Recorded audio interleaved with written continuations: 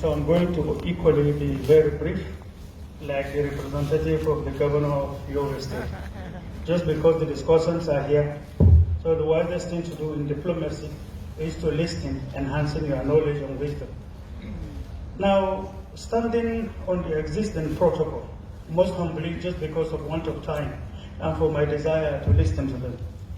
Listening to the three speakers, including His Royal Highness, the keynote speaker, the chairman of the Institute, and His Royal Highness,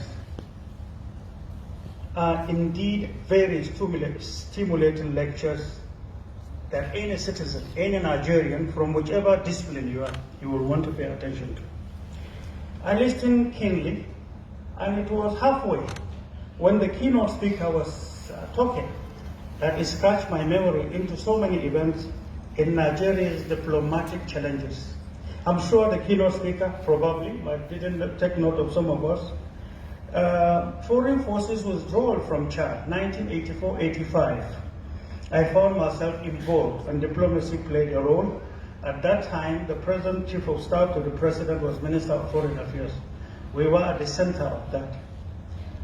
And on second issue, the roles we have had in the United Kingdom when His Excellency High Commissioner Dode Edwin-Dove was there. We have had some of our colleagues supportive to diplomatic drive from our own professional angle of it. We saw your handwork because it was coming to our table. The keynote speaker might not know. But so I'm talking from this perspective and looking at Nigeria. I was privileged in 1987 to have attended a course in US, and it had to do with causes of insurgency, and then the defiance of the formula of the causes of insurgency regarding Nigeria as to why the entire causes of insurgency was existing in Nigeria to high appreciable percentages, and yet there was peace in Nigeria.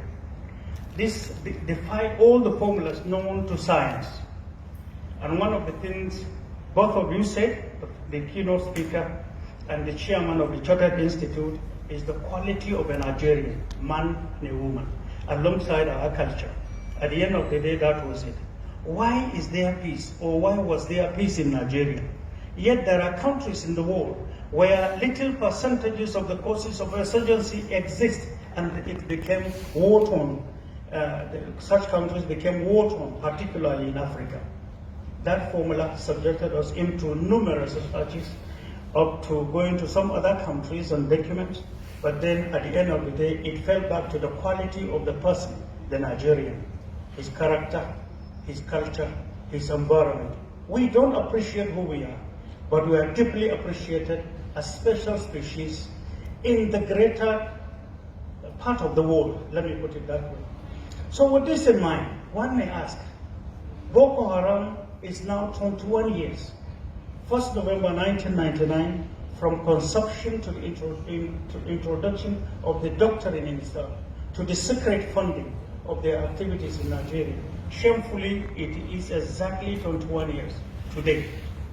Any country that knows what it is doing, any country so endowed with natural resources, any country with the riches this country is endowed with by the Creator, should not under any guise and under any condition allow causes such as this to continue to live, taking lives, denying us the right and privileges to go into trade, to promote ourselves, to promote development as it has been. So shamefully, Boko Haram is 21 years. I'm sure many people are not aware of that. 21 November, from the international dirty politics culminating into domestic dirty politics and agents brought about Boko Haram. For what? Solid mineral resources. Nigeria has rare stones. Where Boko Haram is taking place, between Zambiza, and I'm saying this officially from the researches we have conducted, scientifically, I'm not talking of hearsay, and I'm talking of satellite interpretation of quantity and quality of solid mineral deposit there, up to Lake Chad. From what is there alone, you can now build Dubai so many times in Nigeria. The question is, why should the ragtag army live this long?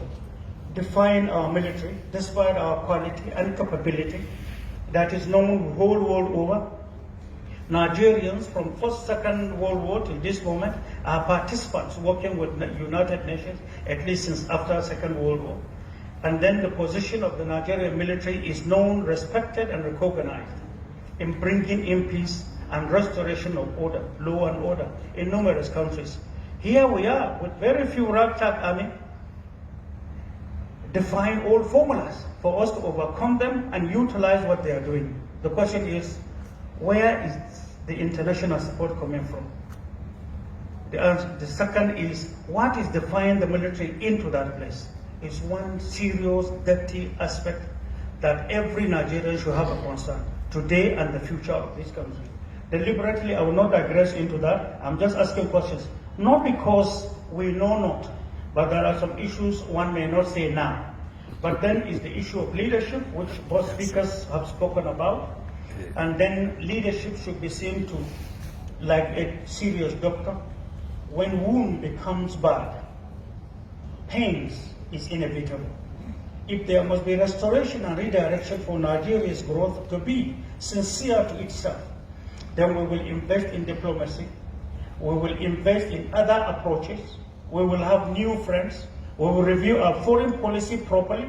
It might hurt some people, but then in diplomacy as a way of life, and diplomacy, we owe it a duty, first of all for Nigeria to get ourselves adjusted for a direction that it will get itself, first of all, firmly footed to become a member of Committee of Nations, contributing to diplomatic drive world over.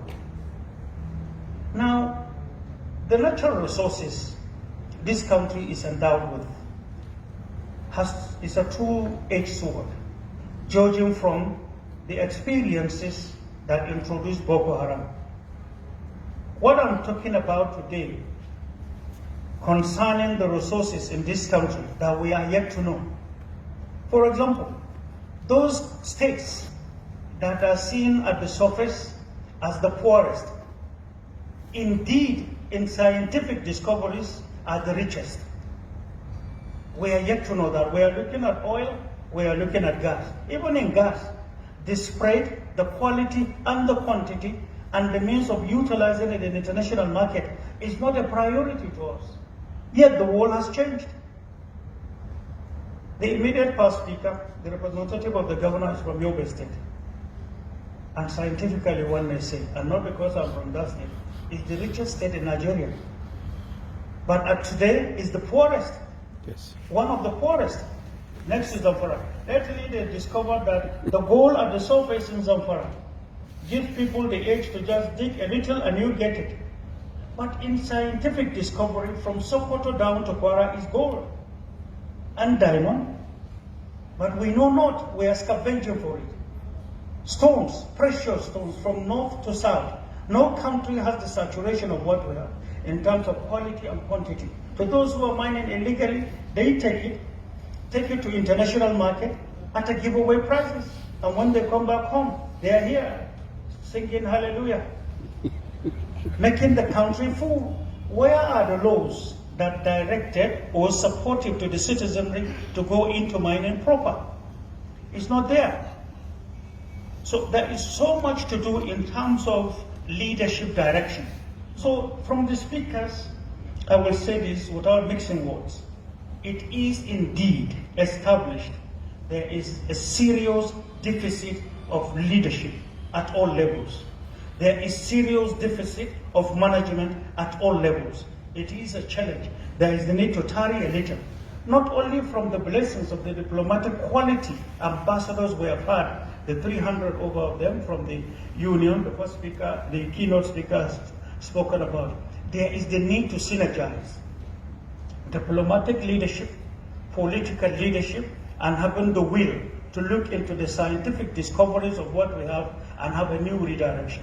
That may even affect our constitution, because today most countries that are honest and then know what they are doing, their investment is on economic, security, diplomatic drive to make them be first and to be able to be helpful to remaining countries. And I hope Nigeria will be, God willing.